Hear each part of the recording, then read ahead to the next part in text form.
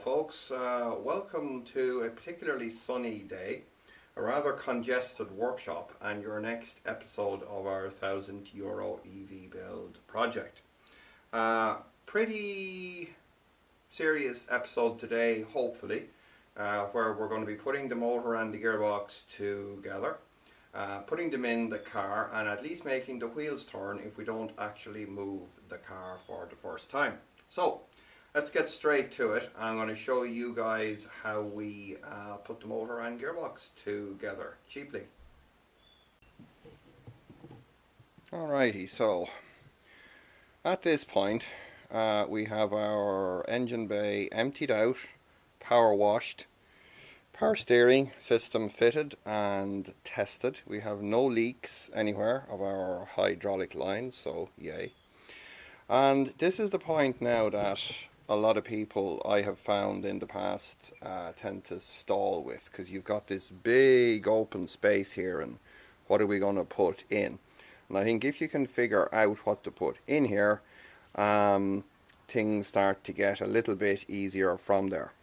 So on the floor here we'll see one that I have prepared earlier, and what I'm going to do here now is I'm going to walk you guys through from the gearbox to the motor and basically show you the way that I tend to approach these particular parts of a build, give you some general tips and tricks, and then we'll go ahead, bolt it all together and go and throw it in the car. Okay, so first off we have our 5-speed manual gearbox that we removed from the vehicle. Now, very few modifications are needed to this component. We drained out the horrible sludgy oil and we'll be refilling that with some nice fresh oil. This particular box uses ATF fluid, which is good because it's a much lighter oil than gear oil, and it also means we don't need to buy some of my super expensive synthetic gear oil. Instead we just use ATF3. So that's a basic step. Also pressure washed it to get rid of, so many miles of slime. It's not a perfect job, but it got rid of a lot of the stuff that just tends to come off on you when you're trying to work with it. Next modification is on the first motion shaft. You'll see this little stub here, which is normally where the pilot bearing fits into the crankshaft. We just basically cut that guy off. Now the reason for cutting that guy off is that we want to get our motor and gearbox as close together as we can with our shaft coupler. Now I'm going to bring the camera in here. I'm going to talk you guys a little bit through this element here. Now your next challenge here, once you have the gearbox modified, is how do we get the power from the motor shaft to the gearbox input shaft. Now I'm not going to even try to talk about having clutches and flywheels and stuff in here. I don't believe in that. I've never done it on a conversion. I think it's a mistake. Some people swear by it, so feel free to do your own research on that particular topic. So for the purpose of this video, we'll be basically talking about a solid coupler. Now what we have here, if it wants to come off, which of course it won't, is a is a splined piece that fits the splined motor shaft. Let me get a pry bar.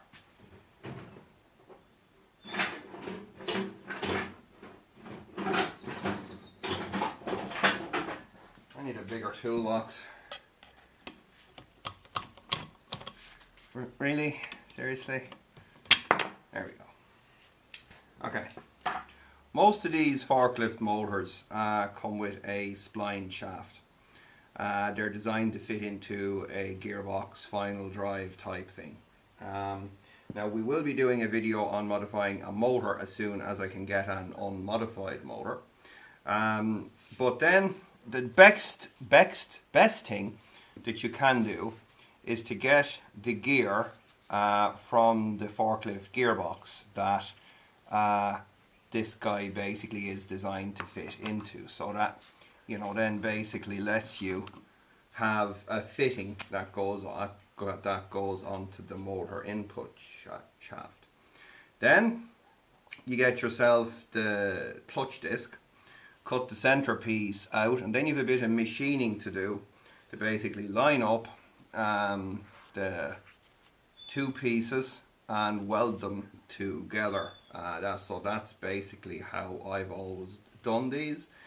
It's worked out very well for me. Now there are other ways, you know, sometimes you can have different types of shaft here. You can try using taper lock couplers and things like that. In my experience, I tend to avoid that because I just, yeah, I've had pretty bad experiences with that particular setup. So I tend to try to use a good solid coupler like this, and to have a grub screw fitted on there to keep it locked onto the motor shaft.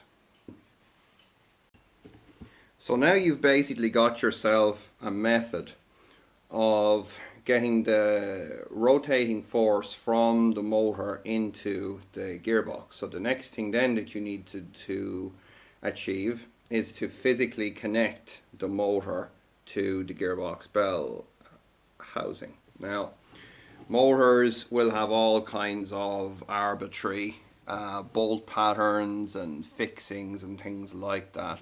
This particular motor has a bit of a outcropping on the drive end faceplate that was originally bolted up to a gearbox or a differential or something like that. So what I typically do here is go for a 20mm aluminium plate that we then basically machine out just with simple instruments like drill press, hole saw, all that type of thing, and a manual tap set. You then basically drill and tap the holes that you need to line the stuff up. Now many people tend to suffer a bit from not getting these two parts lined up.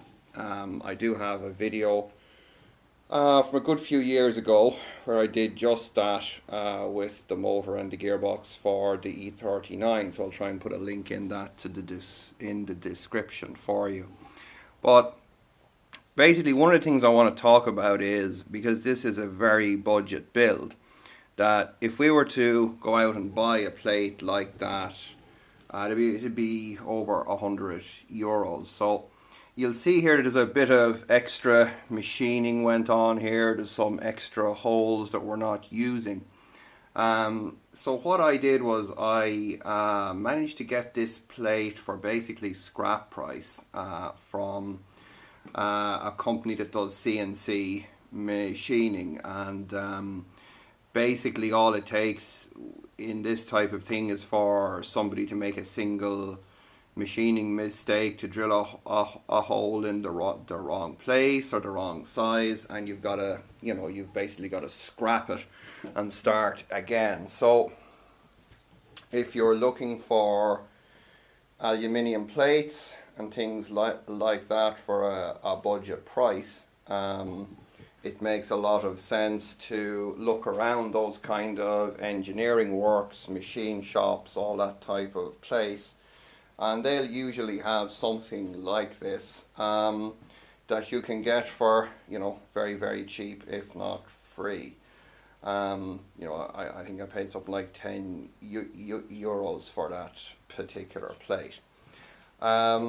So you'll see here that I have a bolt with the head cut off screwed into the top here, and you might be thinking, why did I do that? Well, I lined this one up in the horizontal plane. So rather than doing what I would usually do, is flip the motor and sit the gearbox down onto it, this was lined up on the horizontal plane. So I used this as a peg, and I identified this hole here relative to the input shaft, and then use this guy as a peg to basically line up the rest of the holes. So that is pretty much how we get ourselves a budget adapter and coupler done. So what I'm going to do now is I'm going to thread lock the bolts into the motor. I'm going to paint this guy up with a bit of anti-rust paint, tighten up the grub screw with some thread lock, then we're going to mount the gearbox on here. And once we've all of that stuff done, we'll refill the gear oil, run the motor here just with a 12-volt battery just to check everything's doing what it needs to, and then we'll go rig up the crane and lift it in. And yeah, so this starting to come together now. Alrighty, so at this point we've our bolts mounting the motor to the plate are thread locked. Painted up the coupler, thread locked the grub screw and tightened it down. So what we're doing now is we're going to get the gearbox up here. Now, so a couple tricks here. I usually put a tiny bit of copper grease onto the gearbox splines, and I leave the gearbox in gear so I can kind of rock the splines back and forth a little bit. So I'm going to just move our gearbox over here, try and get it as square on here as we can get it. There we go. This is where my little pin with the missing head on the bolt comes into play. So what we're going to do now is go ahead and bring them in.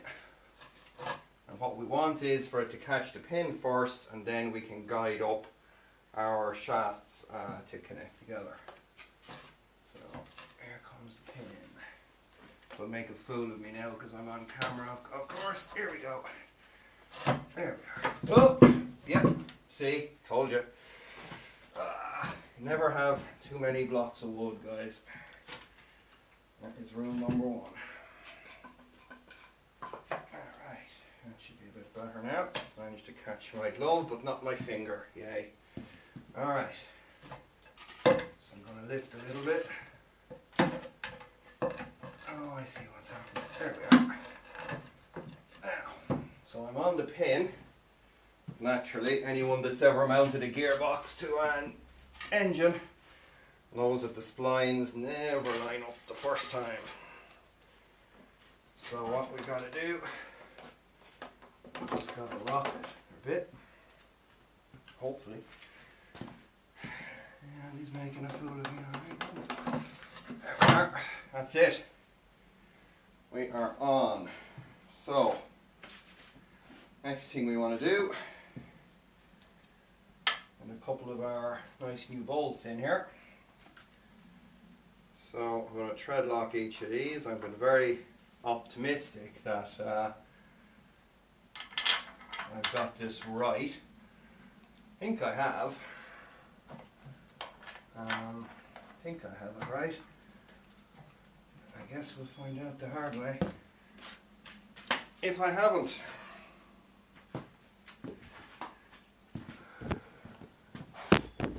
Give you guys a bit of a better view here rather than looking at my backside.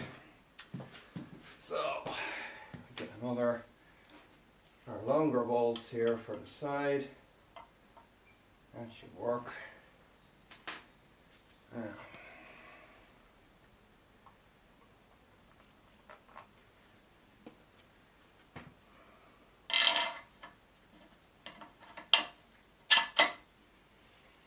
let's see, we get this one snugged up a little bit.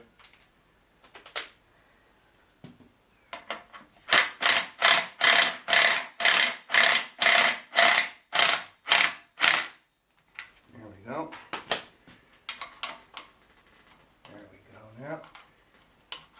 That one is almost there. We make sure we can turn our motor easily. Don't want to be counterclockwise. Yeah, that's looking good. Let's see if we can get this one now in. Alright. Again, check we're turning freely. Looking good. More over here.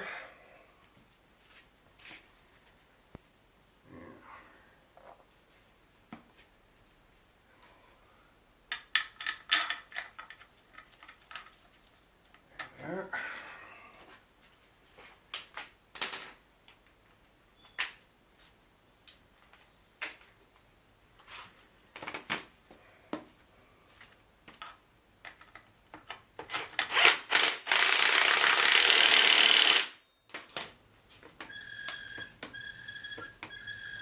Good. And now we can unscrew the pin and put a normal bolt in here.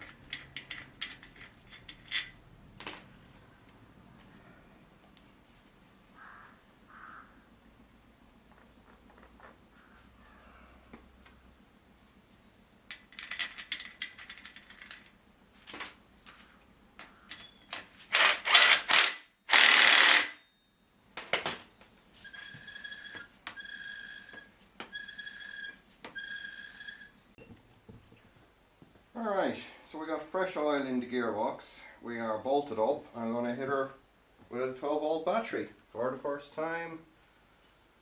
Here goes. Oh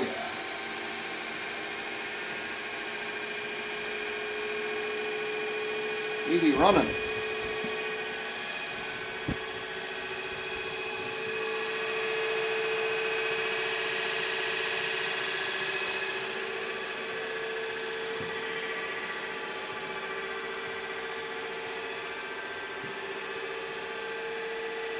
Not a bit of vibration or anything out of that. That is absolutely gorgeous.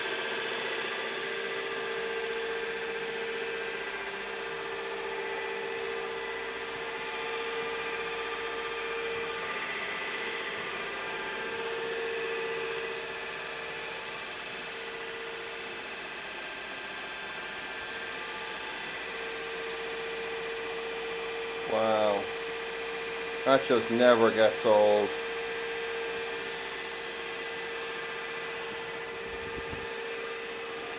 Alrighty. Oh, that's not going to work. Alrighty, let's go put this thing in the car. Alrighty. So hanging on our crane scale, we have 108 kilos.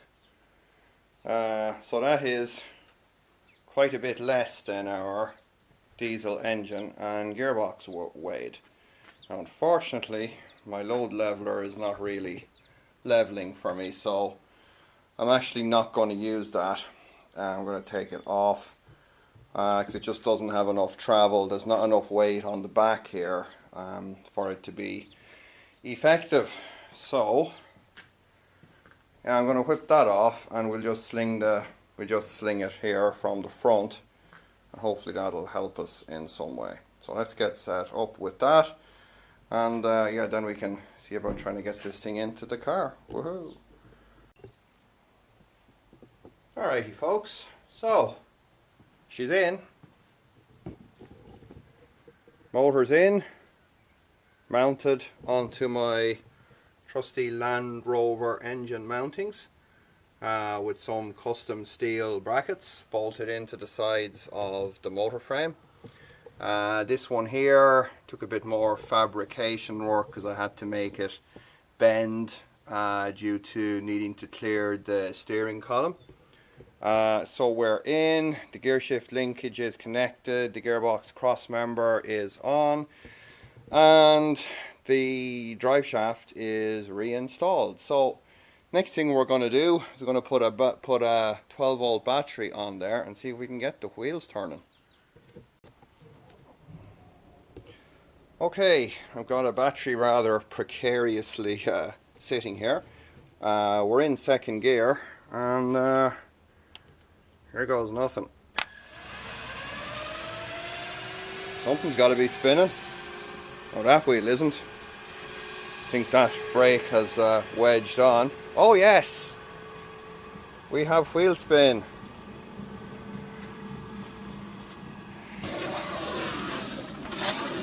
Ugh. End up ripping my leg off, but we have wheel spin, folks.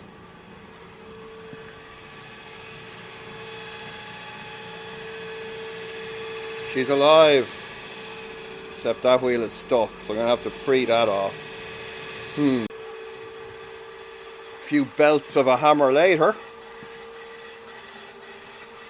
this one's now spinning, and this one's spinning. All right, time to go driving. No, I'm not joking. Alrighty, so we are back on all four wheels. Some of them a little bit soft and bald. We're bolted in here, and you're seeing some wires, and you're thinking, what's going on here?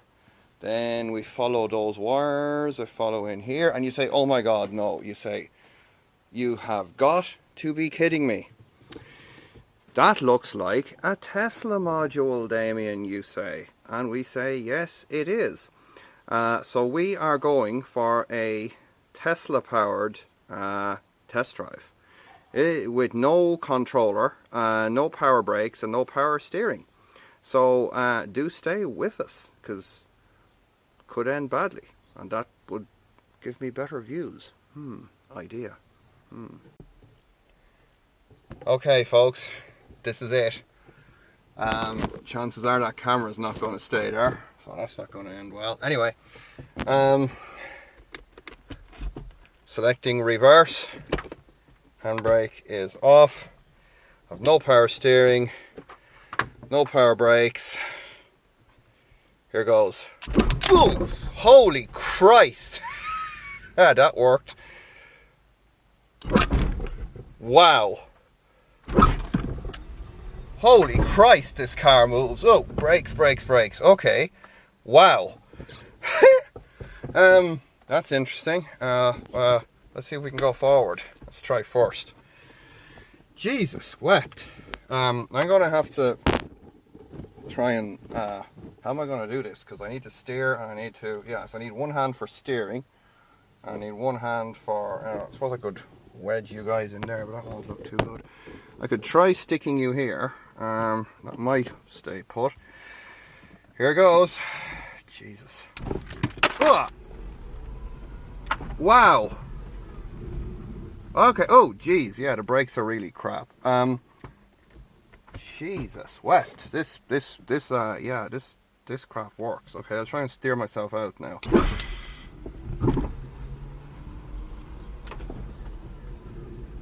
All right. Drivetrain works. Oh Christ, no steering. Okay, here we go. We're out. Oh, no, this is gonna end badly. Oh Jesus Christ! Okay. Wow.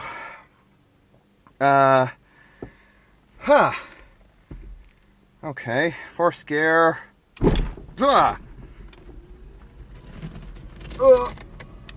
Kill the battery, and we're into the parking spot.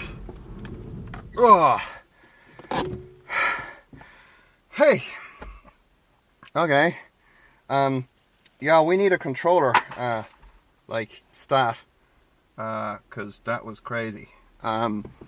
Getting back in is going to be even more crazy. Good thing is the coupler is good, because that certainly test fired it. Okay, I'm gonna go sweep the driveway, and we'll be back soon if I don't die.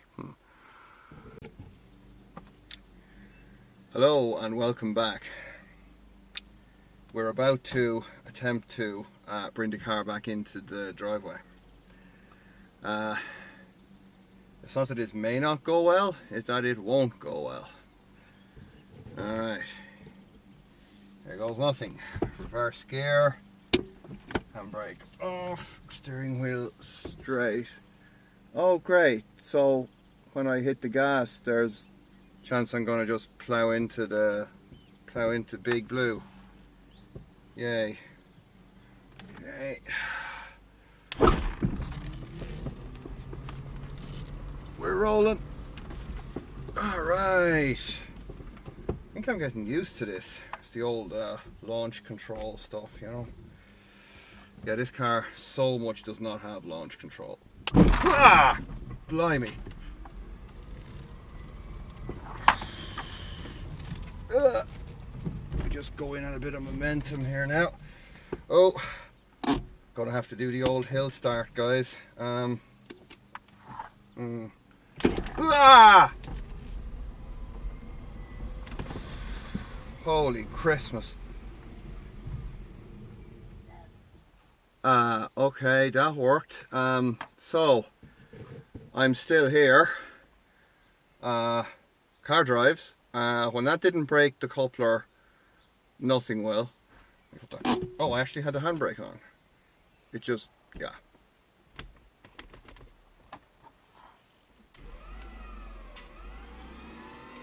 Oh yeah. Listen to that rumble. Right. We got a lot more work to do, but the car drives. There's my phone beeping. Yeah, considering we didn't break the coupler or the gearbox or something with our old Tesla launch here, I'm quite pleased with that. So, let's wrap this episode up because it's going to be quite long. We will see you guys in the next video. Do not forget to like, share and possibly subscribe, only if you really want to.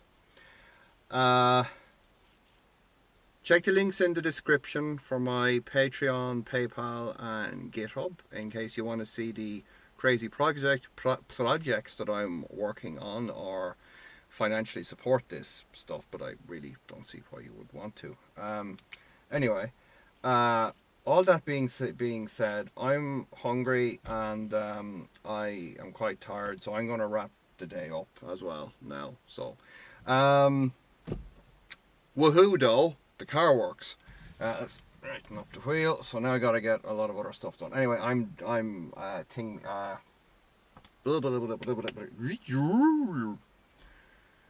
thanks for watching. We'll see you in the next video, and happy launch controlling, possibly.